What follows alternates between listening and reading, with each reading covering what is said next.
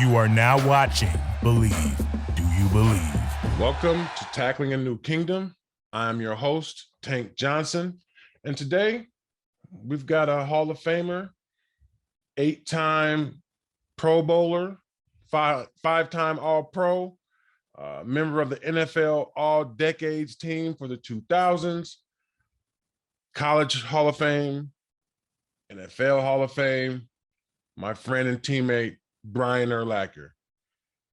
We're going to cover some current things, the NIL, name, image, and likeness, and how these high school and college kids are getting a ton of money from collectives, boosters, you name it. These guys are getting paid. Is it good for the sport? Is it good for the kids? What's going to be the fallout? Will it ever be regulated? We talk about that. We talk about something real. Where does losing the Super Bowl land with both of us? You'll hear that we both have haunting memories of losing a game like the Super Bowl. And our regrets, things we wish we could take back, things we wish we would have done differently, and who do we point the finger at? And finally, we talk about the controversy in 2018, 17 with the Trump support and just what he feels like when there was an outcry from the Bears, from former teammates. There was all types of people trying to cancel Brian Urlacher, and so we asked him about that, and we hear his real thoughts, and we don't hold back. We talk like friends, like homies. Sometimes you gotta excuse the language. We're getting better, but it was a hard-hitting episode of Tackling a New Kingdom. Stay tuned. You're gonna like this one. Okay, welcome back to Tackling a New Kingdom with Tank Johnson, and we are here today with my friend, my brother, Brian Urlacher, 8-time Pro Bowler, 5-time All-Pro, NFL All-Decade team, NFL Hall of Famer. Like, holy shit. Like, thanks for being on here, brother. Thanks for having me, Tank. I appreciate that. I like hearing that All-Decade team. Oh, that's big. That's one of my favorites. Yeah, the Hall of Fame is great. But the All-Decade team, there's some great players from 2000 to 2010 in the NFL. Yeah, dude. I mean, that was a time in the game where it was just like you had to really carry your weight and really put it on the field. So there was no social media superstars back then. That's right. Man, can you imagine social media when we played? Oh. Dude, it would suck. I mean, I probably wouldn't have it, honestly, because I know how mad I get now when I see things. There's no way I could look at it when I play. I'd be pissed off all the time. You're an angry soul. I think that's what helped you. Come on now. I was more angrier back then. I'm a lot more friendlier now than I was back then. 100%. But when you're between those white lines, you were a pissed off dude, and I loved it being your teammate. That's the kind of linebacker you want. And so today on Tackling a New Kingdom, we are gonna tackle something current that's going on in sporting news, man, and it's tripping me out with these high school athletes getting these name, image, and likeness deals. Oh, man. I saw a kid from California got $9 million. From Tennessee, right? From Tennessee, right. Tell me what do you think about like this era of football and what it is? It's kind of a slippery slope. The reason I found out about that, my son told me. My son plays high school football, and he sees all these guys get these offers, this NIL money, correct? That's what it's called, NIL money. Yep. So he's like, this dude got $9 million to go play at Tennessee. I was like, in high school? And he goes, yeah. I go, the thing I worry about, and besides all the, I like the kids getting money. Honestly, I like that because that means the NCAA is not getting it, and those dudes make enough money off of these kids. But when is enough, man? Shit. I mean, you'd like it to be a level playing field. Everyone get the same thing, but I understand some players. There's going to have to be some adjustments made to that. I know some of the players. It's just like the NFL. The great players are probably going to get paid more, but they have to make some adjustments. But what is your level of like? How good do you want to be? Like when you get that money at 18 or 19, does that kind of bring your level of like I made $9 million. I'm going to make $9 million the next 4 years. do you still want to get better? Because you're going to find out real quick what players want to go to the next level and just kind of, and some to taper off when they get, because there's, once you sign that deal, I think you get the money, right? There's no going back on it. Yeah, no, I mean, I don't think you can go back on it. No, I'm unless just you transfer for more money, then it's okay. If you get in the portal, then just like, say you go to a school for $1 million and someone's like, hey man, we'll give you $2 million. I'm out. See you. Transfer time. And plus, Hey. I'm not playing that much over here anyway. So I'll just jump ship. No problem. Cool. Hey, I think they call that pimping the portal, right? Yeah. So no, I mean, I just look at it from, you know, kind of like you, just a pure sports football. Are these guys, are they going to be hungry to take their careers to the next level? Because I'm not sure what I was searching for in my football journey, but I do know taking care of my family was important to me. For sure. Yep. And that was up there. And if you're 18 and you're taking care of your family, I mean, I think that's going to be different. And here's another thing that concerns me is that I think the reason that there aren't so many like major drug cases in college football and also drug overdoses is because guys don't have enough money to do that shit. Money. Right. And so I think about like, dude, that's a great point, Tank. I think about from my perspective, right? Like I was connected to the neighborhood and there were guys who wanted to, hey man, you know, you're going to school up in Seattle. They got the best weed. Bring some of that shit down here. Yeah. And we can, you know what I'm saying? Like, and then yeah. What do you think to that? It opens up other avenues. You're exactly right. It opens up everything to you because you have money. Like when in college, man, if I got $20 from my parents, I was like, I got $20 for my week, man. I go to McDonald's 3 times. You know, it opens up so many different things and your freedoms become much larger because you can do whatever the hell you want to. And I'm assuming there's ways they have to limit some of the stuff and make it where you can't. I mean, I don't know, Tank. It's a slippery slope, I feel like, because there's a lot of money for an 18-year-old kid. And I'm sure the parents step in there. There's got to be advisors that jump in there and help these kids out because I just can't see giving $9 million. I know it's over 4 years. And I'm happy for the kid, by the way. I'm not sure what his name is, but it has nothing to do with the kid. I'm happy for him. It's just situation. Nico. Okay, good for him. You know, my son says 6'6", 235, 230, something like that. Yeah. My son knows all these kids. He's like, man, this kid's a badass because my son's getting recruited, so he's looking at all these things these kids are getting, maybe getting some ideas in his mind, which, you know, he's not a quarterback, so it's not going to be that way for him. Anyway, yeah, right, there's a lot of different things that open up when you give kids that kind of money. I feel like at 18 years old.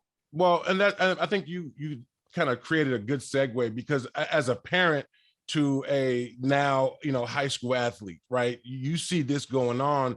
I mean, what are your like first thoughts? Like, is it like protect him from the people who are trying to give him money or teach him how to handle the money?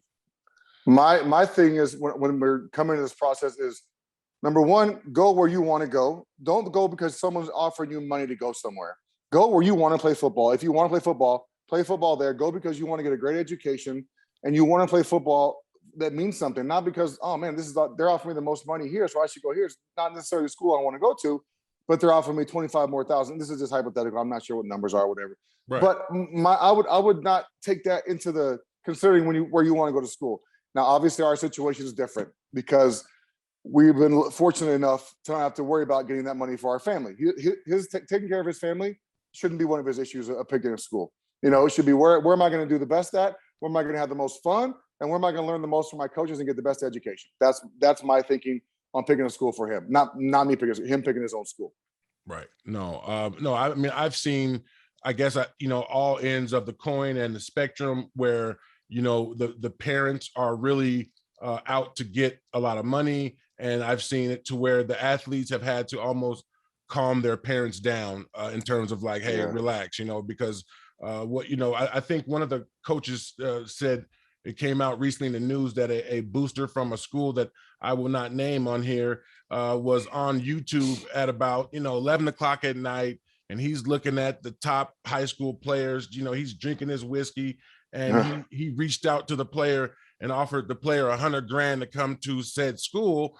And without even talking to the coach. And I just think, that type of shit's going to start. it's going to start popping up. Like, do you think that it needs to have like regulation over it? No doubt. They have to regulate it somehow, Tank. I don't know how they're going to do that. At first I was happy that these players are getting money. I think it's a great thing that they're getting paid for what they do, because the schools the schools and the NCAA make so much money off of these kids. Crazy. The bowl games, the NCAA tournament, for basketball, just baseball, College World Series, all these, they make money off these kids, man. So I'm glad they're getting paid. They do need to find out a way to regulate it somehow. I'm not sure how that is. I'm not that smart of a guy, but I'm sure there's people at the NCAA or in college that can figure out how to regulate it somehow, where the kids just don't, I don't like the fact that you can go to a school, commit somewhere, sign your NIL deal, and then next year you don't play as much as you wanted to. There's more competition than you thought, and another school's offering you more money to go to their school. I don't like the fact that you don't have to sit out a year when you transfer. When we played, you went to college, and if you wanted to transfer, guess what you had to do? You had to sit out a year. Yeah. And now it's different. So I don't really not necessarily like that as much, because there's a little punishment with sitting out that year. You're missing football, you're missing getting better and playing. So there needs to be some repercussions for the transferring. Yeah, it creates a sense of urgency in the athletes, and that's not there today. I saw the kid down at Miami. I think he essentially held his school hostage if they didn't raise his NIL payment. And that's crazy, right? It shouldn't be that way, shoot, I wish it was that way in the NFL. Right? Yeah, no. Oh man. No, you're right. But speaking to that point, like when we're seeing, on one end, we're talking about like these high school athletes and college athletes with the name, image, and likeness deals. And then on the other hand, you see these the conferences, Pac-12, Big 12, Big 10, UCLA, USC, making like super conferences, and it's all for money, right? Of course, it's all for money. So then, so what do we say to that, right? If we're going to create super conferences for money, what's that? Well, you're just saying what it's all about. I think that's what it's pretty clear why they're doing this, for more money, for more chances to get to the bigger bowl games, the bigger games on TV. The bigger TV deals, the bigger teams you have, the better teams on your conference, you're gonna have better TV deals. That's where they make all their money, is the TV deals and the bowl games, as far as I know. Right. So you're just saying what it's about. It's about the money for your school, for the NCAA, and at least now go back to NIL deal. At least some of the but the thing about it is that money, the NIL money, is not coming from the school, right? It's coming from boosters and donors. Isn't that correct? Yeah, like. They're called collectives. Yeah. Yeah. So it's not like the money that the kids are making for the school is coming back to them. That money is still going to the school, NCAA, but now they're getting money from the donors and the boosters. The schools with the biggest boosters and donors are going to have the biggest NIL deals. Yeah, no, and I'm wondering if at some point are they gonna start putting guys who played, guys who have went through the entire process from high school ball all the way through professional ball to have a say in kind of like the grassroots experience. Yeah, I like that. So, and you could also, this probably up pay for play, if that makes sense. So the more you play, the more NIL money you make, if that makes sense. And the better, the more, they have it incentivized. If they can do something like that, give these kids a reason to want to get better and be on the football field. I understand getting them there is one thing, but if you make it incentivized, you give them a reason to want to get better. And you would think the kids would like that, because, hey, I believe in myself. I'm going to go out there. I'm going to get better every year. I'm going to be on the field as much as I can. That kind of incentivizes them to want to do better and make more money for playing. Yeah. One of the things that even, the work that I've done at the National Football League, the work that I've done at the NCAA, one of the things that I brought to their attention was like, why don't we, when the conversation was more about like just compensating players who are on the team who are making money for the university, I said, why don't you, let's say they make, $100,000 a year, and it's in some type of a deferred annuity, and they have an econ professor and a financial advisor for college credit, manage that money. And I just don't understand why that was shot down so quickly. I love that idea. I mean, you learn two things there, right? You got to learn how to deal with your money. If you got that much money, an influx of 100 grand, all of a sudden, that's a big hit right there, right? Yes. Plus, you got taxes. People probably aren't realizing you still got to pay taxes on that money. Oh, You know, you're like, you don't get $9 million. You're going to get 4.75 or maybe even less now. But so it's a little different than the numbers you see on TV and numbers you hear. So that is, I like that, Tank. That's a good idea. Maybe give them a quarter of it and put the rest in an annuity or something like that, and make them learn how to mess with that. That's a good idea. Yeah, and I feel like if they're getting college credit for it, I think everybody wins. Yes, and we take it from there. You got to take econ in college anyway, don't you? I had to take it my freshman year. I didn't like it, but I had to take it. Yeah. So we tackled the NIL. We tackled the power conferences. Now we're going to transition to tackling something real. And I am so excited to hear what you have on this. So recently I interviewed one of our old brothers, Muhsin Muhammad. Moose. And Moose was telling me about during the Super Bowl that our offense, their game plan coming into the game was completely an air raid offense. Like that was like their idea. And honestly, it pissed me off a little bit because I don't like that of how we got there. So yeah. Speaking of something real, tell me, like, having the benefit of time, where does the Super Bowl game land for you? All right, Tank. So how many yards did the Indianapolis Colts have on offense that game? Do you know? I do not. 250 passing and close to 200 yards rushing. Ooh. In case you didn't know. Yeah, around 450. How many yards did we give up during the season? I don't give a shit about yards. I give a shit about points. Right. So we could give up 500 yards as long as we don't give up more than 14 points. I really don't care. But in that game, running the ball was important because of the weather. And they ran the ball really well. Adai, and I think Dominic Rhodes was the other guy at running back.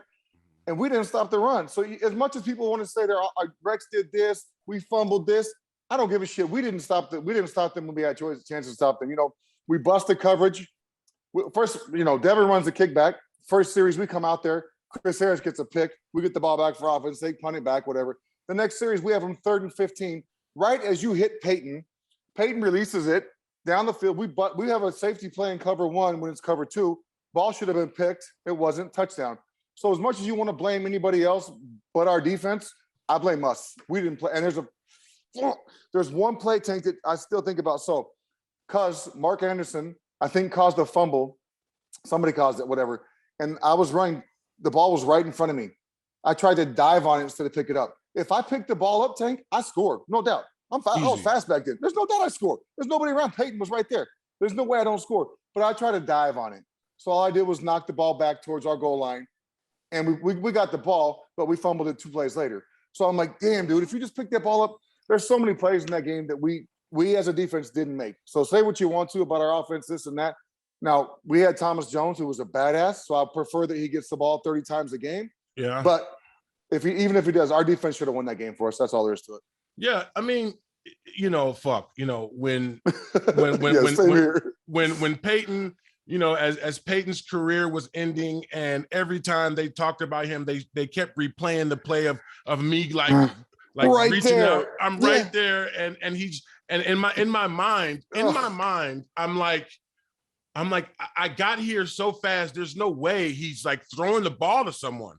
Yes. And so like I'm really close to him, and I can see even on his face, he's kind of like, oh shit, he's out there, and he just chucked it. I mean, and you probably knew the coverage. You knew it was cover 2, right? I didn't know much about coverages. Right? I didn't know much about coverages. You knew it was green 2, go get the quarterback. You knew green. That's all. Green, go. But that's probably only few times we hit him all game, right? We didn't sack him. We didn't do anything. Yeah, I think I got a half a sack on him, but it didn't matter.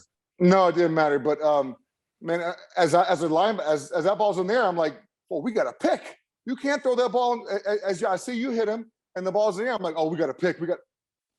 What the hell? I look back to Reggie Wayne's. I was like, what the fuck is going on? I was like, this is a pick. But was that because we outsmarted ourselves and changed wristbands every series? There could have been some. No, you know whose fault that is? My fault. I'm gonna tell you why it's my fault. It's my job to make sure everyone plays the same call, correct? As a middle linebacker of the defense, it's my job to make sure everyone on defense has the call. So that's my fault that the safety or whoever it was back there. So we had 10 guys playing one call and one guy playing another call because he didn't know the call. That's my fault. But we were doing signals from the sideline. I get it. But you know what? In the end, Tank, it's my fault. I'm not going to let you fall on that sword like that. I'll fall on many. I know. Yes, and I'll fall on many more because it's my job to make sure every guy on defense plays the same call, no matter what. I just look at, the game, the weather, and I know as a middle linebacker, you take so much onus on how everything goes, and trust me, man. Like I look at that play where I'm right there on Peyton Manning, and I mean, it just makes me like nauseous every time, and I was so happy when he won his second Super Bowl. So they stopped replaying that fucking Same clip. here, buddy. Same here. I was like, oh, thank you. Broncos. Okay. Yeah, good job. Leave me alone, man. And no, it was just one of those things. But I mean, when I talked to Moose was telling me that they were going to try to catch the Colts off guard and feature Bernard Berrien and Moose and all this. But I mean, when you see that it's a torrential downpour, you gotta adapt. You don't adapt a little bit.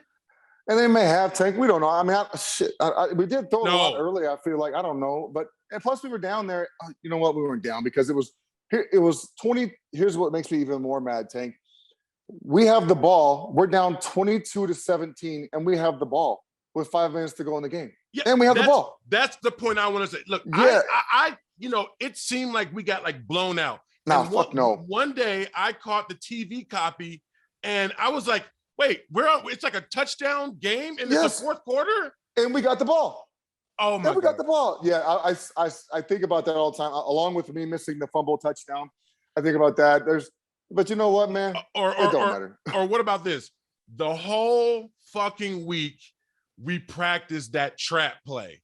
And the guard goes Dominic up, Rose, and bam, and it's a quick trap, and I'm like, I'm not gonna get trapped in the game, and the guard goes, I'm like, it's the trap, and before it's too late. It's amazing how fast it happens in the game, man. It's like practicing versus an option. Like, say you're playing an option team that week. Yeah. In college, you're practicing the option all week long, the wishbone, whatever. Oh, we're gonna crush them. Shit, in the game. That happened, dive, pitch, quarterback. It happens so fast. Like, whoa, what? Oh, the dive had it. My bad. He ran by me. It happens so fast. I mean, we used to call it the Steeler draw, the one where Dominic hit us for, I think, a 40-something yard run. It's so easy to stop in practice, man, because you see the quarterback run back there. You see the running back do this. But what you don't see in practice is a guy coming to hit you. It's hard, man. Yeah. Those guys are a little better than the scout team guys we're going against, for sure. You're exactly right. They've done it a few more times.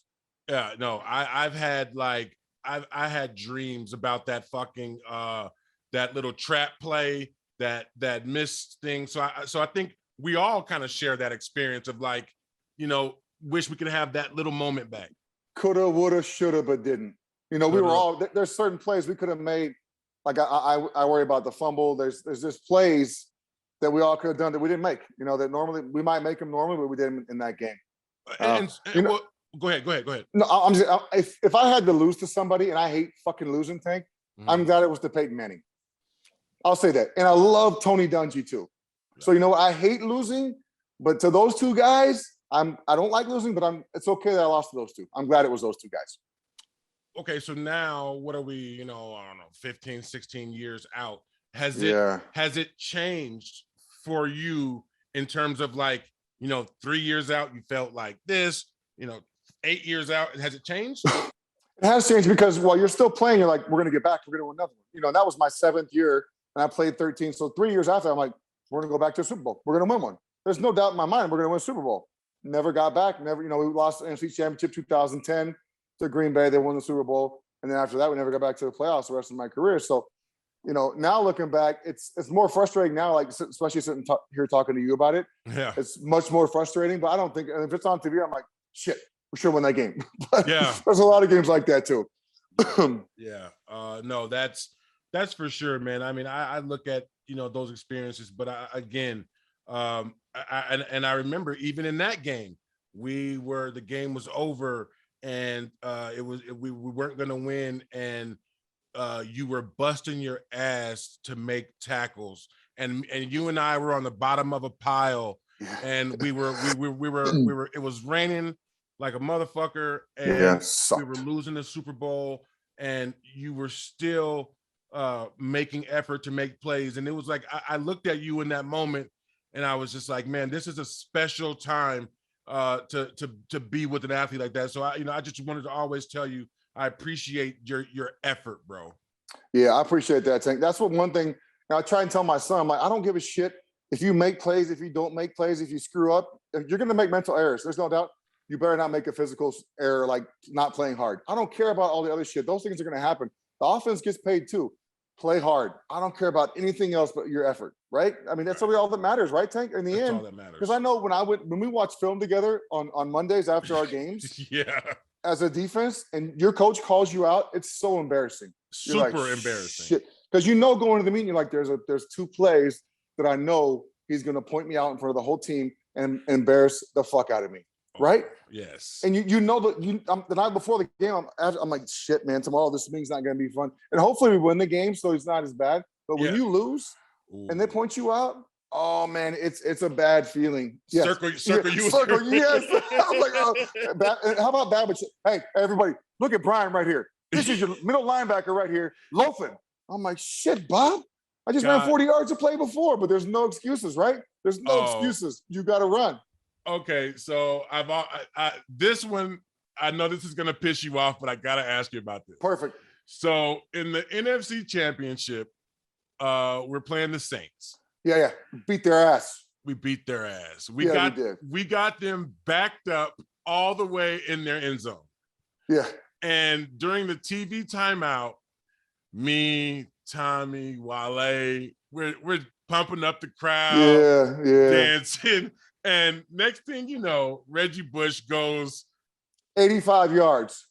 And you chased him all the way down there. What did you say when you got back to the sideline? Fuck, I have no idea. I know. So here's what I remember about that play. Is I guess you probably remember better than I do what I got this line. But Wale, I chased him down there, and I didn't see him point at me during the game. I didn't see it, but Wale went up to his ass and was like, "Hey, don't do that shit." Wale got in his face. I was like, all right, Wale, what I say when I got to the side? I'm sure it wasn't good, whatever it was. Well, I mean, it was what you think. I think it wasn't even the sideline. I think it was kind of, we got back on the field and we were kind of in a similar situation. They were kind of not all the way back. And you guys, you were like, stop pumping up the fucking crowd and do your fucking job. That makes a lot of sense, yeah. Oh, I used to hate that shit. You got guys go, oh, yeah. What you fucking got? Get in your gap. Do what the ball snaps. I used to make me nervous because, I love Lance. Lance is a great dude to play with. But, he'd be, before the snap, he'd be out here sugaring in the Z gap, and he's got the A gap. I'm like, Lance, I'm looking over like, what the? And he always ended up in his gap. But God, I used to stress. I'm in my stance like, hey, man, you got the A gap, bro. I'm trying to wait for the ball set. Every check is stressed. But, I got a little moist sometimes, Tank. Oh, did. All the hype in the crowd up bullshit was never, they know when to cheer. It's third down. They know when to cheer. Well, I think the funny thing is like, that was not even our character, right? Like we didn't fuck around with the crowd a lot. And like we were just so close to them. We were like, that's a good point, dude. And at Soldier Field, they're right on you too. Yeah. So I remember we were in it was the north end zone because I remember chasing that dude and they are right there. They're 25 yards from us because they were so far back there. But it is hard to get caught up, man. For me, it wasn't hard because I'm always thinking about, all right, what if someone motions here? What's my check? If he's not, I'm always thinking about what I got to check. It's stressful. Yeah, you get a little moist. Quick. I mean, but you're organizing chaos. So I get it. I get it. Now tackling something real. Now we're gonna tackle something uncomfortable. And I really want to tackle this with you because this was big. So, when you had your time where you tweeted out about I think you actually like retweeted something about the what happened in Wisconsin. Oh, it was Instagram. I don't tweet a lot, but it was on InstaFace. Yeah.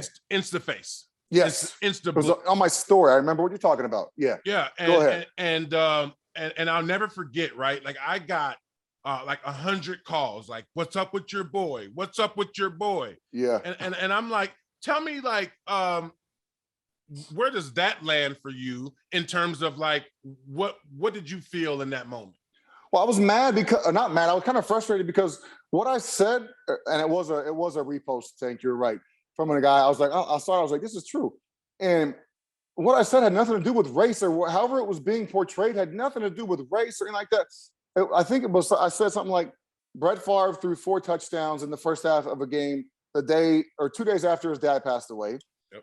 I don't know exactly how it went. There's something about the guy in pulls a knife on cops in Wisconsin, gets shot 7 times, and the NBA goes on strike. It was something like that. Right. Yep. Which every event happened. Every event in that statement was true. There wasn't something that was made up in there. Every event happened, and 100%. It had nothing to do with anybody's race or anything like that. So, I mean, it was frustrating because, you know, knowing where the country was at that time, I understand why people did that because it was everything was being pushed overboard at all times. Anytime you got a chance to jump on somebody, you did it on one side. So, and you know, it was people were like, take it down. You're a racist. I'm not taking it down. It's the truth. It's a true statement. I'm not taking it down. And I never took it down. I never apologized because I wasn't sorry for posting it because it was true. Right. You know, and that's what I think. That's what makes me mad about some things. If you're going to put something out there, don't backtrack.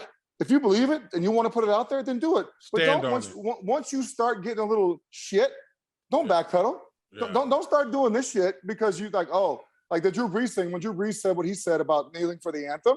Yeah, I was. And then he got so much about him or about what he said. I was pissed that he came out and apologized and all that. Yeah, I mean, if you believe you didn't have to do that. Whether I like it or not, and you say something, don't walk it back. I may not agree with you, but if you believe in it, stand on that shit. You know, don't walk it back. So yeah, that kind of made me mad that he walked his back real quick the next day. Yeah. But yeah, so I was never going to take it back because everything in that statement was true. It had nothing to do with race or anything like that. Nothing. And I had a lot of our, you know, there were some tweets. Some people did tweet about it, Tank, that were our teammates, you know, right. Which is fine. They're entitled to their own opinion. But what I appreciated about you was you asked me. Yeah. You called me, you text me. Alex Brown did the same thing. The guys who were tweeting and talking shit, none of them reached out to me to ask me what was really going on. Right. That's what pisses me off. If you got something to say, if we're friends and whatever we are, you think we are, obviously we weren't as close as friends as I thought we were for some people. Sure. So you reach out to that guy, right? Olin called me. Hunter, you know, the guy, AB, a few other guys did not, but they were just went right to Twitter. So that's okay though. You know, everyone's entitled to their own opinion, and I'm fine with that. Yeah, I mean, I just think that like you know, speaking of moist, you know, those guys were hypersensitive, hyper moist, and I'm just and for me, you know, I was actually just, you know, talking about this the other day, and I'm just like, listen, man, there's a certain level of sensitivity on one side, I believe, and I feel like it's okay for you on this, but it's not okay on this end, and it just pissed me off. And like I got a lot of shit from you know, my guys, some of our old teammates about supporting you, and I'm just and it just never it never sat well with me, and I'm actually kind of just happy that like we're in like this political cooling off period right now where it's just not crazy anymore. Well, it was so crazy there for what, a year and a half or 2 years. I think it was so stressful to say anything. It's kind of one-sided, but that's okay. That's the way it was. But you know, going back to your teammate thing, and what I figured out through all that, Tank, is there's guys I play with who were my teammates, and there's guys I play with who are my friends. Yeah. And that separation, I'm kind of glad it all happened, honestly, because it separated my friends and kind of guys who were like, my circles got really tight. And I love that right now because there's some guys who I thought were my friends who are definitely not my fucking friends. You know, they wouldn't, you know, and now I know exactly who my friends are, if I need something or if I need to talk to somebody, I'll go to you, I'll go to my friends who I trust, and who I can actually trust with what you say. Right. No, it was great. And just like, overall, your support for President Trump, like as the, for me, and I'll be completely honest, like as his presidency went on, I actually liked him more. Right. His policies, Tank, were great. That's, you may not like President. I don't want to interrupt you. No, go ahead. Yeah, but his policies were great. People may not like President Trump. He may be this and that. He may tweet stupid shit. He say some wild shit. Yeah, agreed. Yeah. But so do I. Yeah, so do I, obviously. But when you look back at his policies and what he did for our country and us as Americans, how the fuck can you be mad about? Because especially look at the shape we're in now. But here's the thing that he did for me. He pardoned my brother. The dude gave my brother a presidential pardon. So of course I love the dude. I got so much respect for him. I sent him the email. He called me. We spoke about what was going on with my brother. He said, let me see what I can do. He called me back a week later. He goes, I'm going to pardon your brother. I mean, what the fuck? How can I not love the dude? My brother, they didn't have shit on my brother anyway, but they were threatening like they did because that's what that's what they do when they get, it was a stupid gambling thing. But President pardoned him. The case kind of went away after that for some reason because the media didn't have a big name in there anymore. So it wasn't that big of a deal. So of course I'm going to love a dude. I look at, and from a political standpoint, like I look at, especially being black, being, always voting Democrat. And, I don't give a fuck how many letters we write, how many constituents we have. Like the president and the president office has never been more receptive than Donald Trump in terms of like being able to reach the president and get, have him change a policy based on like, hey, could you change this? He'll look at it, he'll think about it. Like that's never really happened before. Like you feel like you're writing letters to the White House, but they're going to the secretary. Not getting through. Yeah. They're getting tossed out. And I just think that like, if everyone just puts on their real eyes, like he was more receptive. There was more black folks sitting in the Oval Office here getting shit heard than ever before. And so I just think that like the shit that you got, like I'm not really a Trump supporter, but I have my own brain. And that's how I look at it. Yeah, it's okay. You don't have to be. I'm not trying to say you should be a Trump guy. I've never said that. If you don't like him, I get it. You can like who you like. I got no problem with it. Certain guys I don't like. And you're not going to change my mind on that. That's just the way it is. But I'm not trying to change people's minds. I believe what I believe. And that's what makes this country great is we used to be able to believe what we believe and support that. Oh, I love it, man. And what I love is about him also is how transparent he was. Like he would go up, like during all the COVID bullshit, he was up there every single day taking questions. Like, I remember seeing him, I'm like, shit, there's another press conference today? Every single day. I'm like, what the fuck are they talking about today? We know what COVID's going on.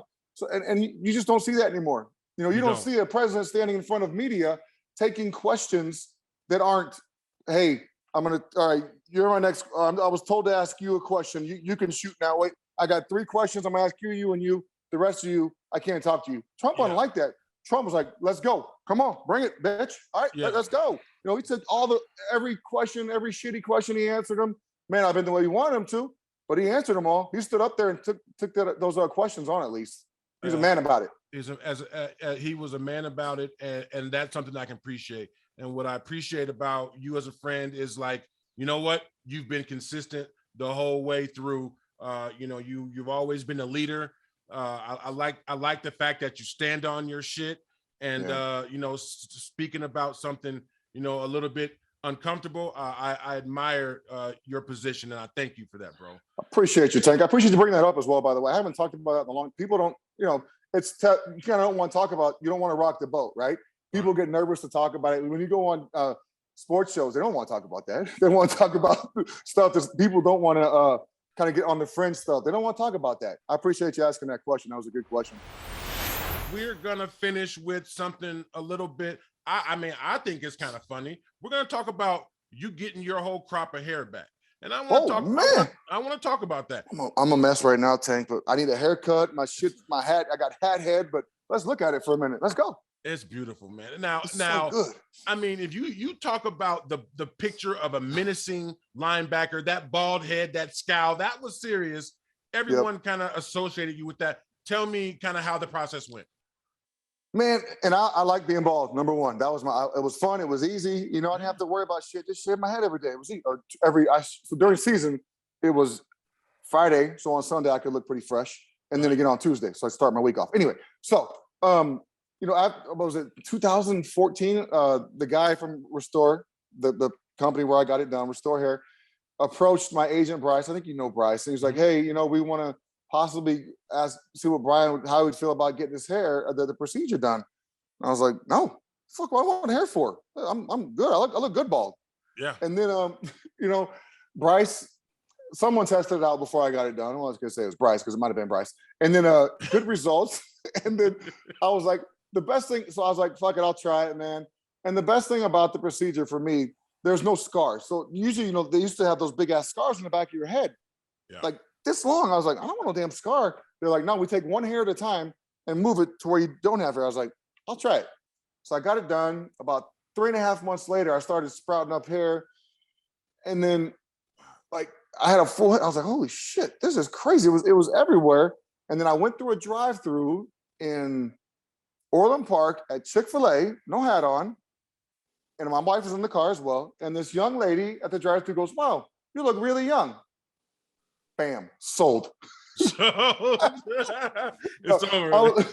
You know, and it's funny when I see pictures now of me when I was bald, I'm like, dude, you look so old as a baldy. Because now I'm not saying I look young, but the hair, it's different. You don't focus on all the damn wrinkles on my head or all the right here in my eyes. Sure. You look more at the hair maybe. So, sure. And first of all, when it came out, my daughter was like, I made sure that my kids were okay with it because it's not, you know, it's a big deal. People, you know, the men's, what's the word I'm looking for?